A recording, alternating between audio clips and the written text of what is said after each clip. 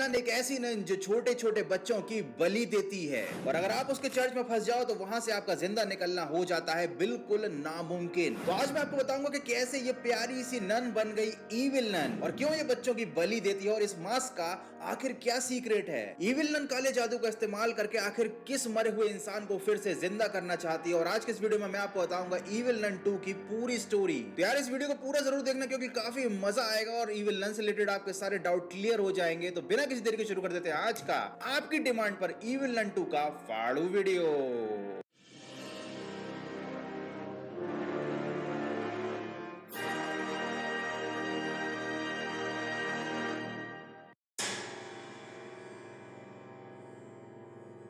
सबसे पहले बात करते हैं आखिर ये इविल नन कौन है। इविल नन 2 की स्टोरी को समझने से पहले हमको जानना पड़ेगा इस नन के इतिहास में, और जानना पड़ेगा आखिर ये कैसे एक इविल नन बन गई। ये जो नन थी इसका नाम था मेडलाइन, और यूके की एक फैमिली में इसका जन्म हुआ था एक नॉर्मल बच्चे की तरह। नॉट सो नॉर्मल, क्योंकि इसके हाथ पर एक उल्टे क्रॉस का निशान था जिसको वहां क्रिश्चियन लोग डेविल का साइन मानते थे, और इस बच्ची को माना गया एक अभिशापित बच्ची। समाज के लोगों ने इस बच्ची को अपनाने से मना कर दिया गया, और पेरेंट्स भी काफी ज्यादा परेशान हो गए, और इसीलिए पेरेंट्स ने फैसला किया कि इस छोटी सी प्यारी सी बच्ची को अपने से दूर कर दिया जाए। एक चर्च के सामने वो इस बच्ची को छोड़ गए ताकि नन्स इसकी देखभाल करें, इसको पाल लें। वैसे अगर ये प्रॉब्लम आज के जमाने में जाती तो शायद लोग उस उल्टे क्रॉस के साइन को लेजर से हटवा देते, लेकिन खैर उस समय लेजर की व्यवस्था थी नहीं, इसीलिए इस बेचारी छोटी से मेडलाइन को चर्च के सामने छोड़ दिया गया। उस बच्ची के हाथ पर डेविल का निशान होते हुए भी इंसानियत दिखाते हुए उन चर्च की नन्स ने उस बच्ची को अपने साथ रखने का फैसला लिया। इंसानियत ओपी। समय बीतता गया, वो छोटी सी बच्ची एक लड़की बन गई और बड़ी होकर वो टिकटॉक बनाने लगी।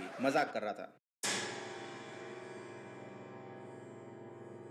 वो लड़की समय के साथ साथ बड़ी हो गई, लेकिन उसके हाथ पर वो निशान जो डेविल का निशान था वो गया नहीं, और आखिर वो निशान क्यों उसके हाथ पर था, उसका क्या मतलब था, ये सवाल उस लड़की को हमेशा सताते रहते थे। और उन्हीं सवालों का जवाब जानने के लिए उस लड़की ने उस चर्च की हेड नन से सवाल पूछा कि आखिर ये निशान क्या है। तो नन से उसे कोई भी सेटिस्फैक्टरी जवाब नहीं मिला। वो चाहती तो इस चीज को गूगल पर सर्च कर सकती थी, लेकिन गूगल पर सर्च करने की बजाय उस लड़की ने एक ईविल बुक का सहारा लिया। This video is not sponsored by Google. समय बीतता गया, आखिर वो बच्ची बड़ी हो गई और उसके बाद वो बन गई एक नन। उसने उस शैतानी काले जादू की किताब को पढ़ना जारी रखा ताकि वो अपने हाथ पर उस निशान के रहस्य को समझ सके। लेकिन एक दिन ये राज खुल गया, वहां की नन्स को पता चल गया कि ये काले जादू की किताब पढ़ा करती है, और जैसे ही ये बात उस चर्च की हेड सिस्टर तक पहुंची, उन्होंने तुरंत एक इमरजेंसी मीटिंग बुलाई, और इमरजेंसी मीटिंग में यह फैसला लिया गया कि the nun is the impostor. अब चूंकि उस नन के पास कहीं जाने के लिए कोई रास्ता नहीं था, उसने अपनी सारी जिंदगी उसी चर्च में काटी थी, और जब फैसला लिया गया कि भाई इस नन को चर्च से निकाल दिया जाएगा, बेचारी सिस्टर मेडलाइन का दिल टूट गया और उन्होंने उसी चर्च की छत से कूदकर सुसाइड कर ली। लेकिन चूंकि उसके हाथ में ईविल का निशान था और वो काले जादू की किताब पढ़ा करती थी, तो कहीं ना कहीं उसका डेविल से कनेक्शन हो चुका था, और उसी डेविल की वजह से मरने के बाद वापस लौट कर आई वो नन बन गई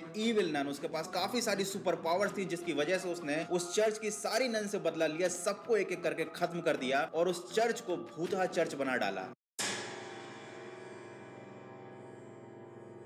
अब बात करते हैं कि आखिर पार्ट 2 में क्या स्टोरी चल रही है। सबसे पहली बात तो नन का जो एवोल्यूशन है वो बहुत ही ज्यादा शानदार है। पहले नन दिखती थी कुछ ऐसी और अब नन दिखती है ऐसी, मतलब before makeup and after makeup. इस गेम के सेकंड पार्ट में दिखाया गया है कि इविल नन जो है वो अपने चर्च में छोटे छोटे बच्चों को एक रहस्यमय सा मास्क पहनाती है। उसके पास बहुत सारे क्रीचर हैं जो मुर्गे की तरह दिखाई देते हैं, काफी बॉडी बिल्डर मुर्गे हैं, और वो कुछ रिचुअल कर रही है उन छोटे बच्चों पर किसी मरे हुए इंसान को फिर से जिंदा करने के लिए। तो आप जानते हैं कि आखिर इविल नन 2 की स्टोरी क्या है। देखो, जब मेडलाइन उस चर्च में रहती थी वो एक नॉर्मल लड़की थी, मतलब मरने से पहले, और चर्च में पता चलने से पहले कि वो काले जादू की प्रैक्टिस करती थी, उसी चर्च के गेट पर एक और छोटी सी बच्ची जिसका नाम था एलिसिया, उसको कोई छोड़कर चला गया। और हाँ, एलिसिया के हाथ पर किसी भी टाइप के डेविल का निशान नहीं था, तो ऑब्वियसली चर्च ने उसको भी अपना लिया। अब चूंकि मेडलाइन भी एक अनाथ बच्ची थी, उसको भी चर्च पर छोड़ा गया था, तो उसने अपने आप को काफी रिलेट किया उस बच्ची के साथ, और उस बच्ची की पूरी परवरिश की जिम्मेदारी मेडलाइन ने अपने हाथों में ले ली। उसने उसे अपनी बच्ची की तरह पाला। उसके बाद जब नन ने सुसाइड की तो एलिसिया भी काफी दुखी हो गई, और कुछ दिनों के बाद उसकी भी मौत हो गई। ऐसा कहा जाता है कि शायद एलिसिया ने भी सुसाइड की थी।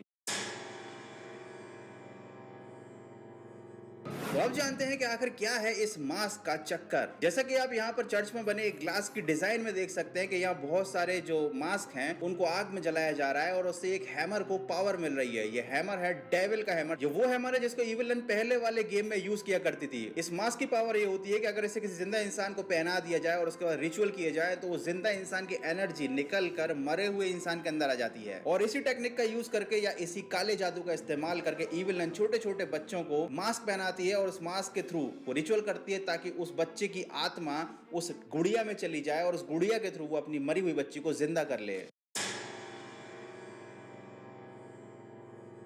अब इविलन ने अपना रूप चेंज क्यों किया, वो इतनी बदसूरत से सुंदर क्यों बन गई? क्योंकि भाई उसको जरूरत थी छोटे छोटे बच्चों की। उन बच्चों को पकड़ने के लिए अगर वो ऐसा रूप रख के बाहर जाएगी तो डेफिनेटली लोग उसकी ऐसी की तैसी कर देंगे। इसीलिए उसने अपना रूप कुछ ऐसा कर लिया एक नॉर्मल इंसान की तरह, ताकि उस पर कोई शक ना कर पाए। तो यार बस यही थी इविलन गेम 2 की स्टोरी। और बहुत सारे लोगों ने कमेंट किए थे कि भाई पहले इस टॉपिक पर वीडियो बनाओ, उसके बाद किसी और टॉपिक को उठाना। और मैं सच बताऊं, मैंने थोड़ा सा इस गेम को खेला है और मुझे इसके ग्राफिक्स काफी अच्छे लगे पहले गेम के कंपेयर में। और अगर आपने खेला है इस गेम को तो मुझे कमेंट करके जरूर बताना आपको इविलन गेम 2 कैसा लगा। जैसे जैसे गेम के सीक्वल आते आ रहे हैं, नन समय के साथ साथ खूबसूरत होती जा रही है। मुझे तो ऐसा लगता है कि जब इविलन गेम 3 आएगा तो नन कैटरीना कैफ को भी टक्कर दे देगी। तो यार बस आज की वीडियो में इतना ही। अगर अच्छा लगा है वीडियो तो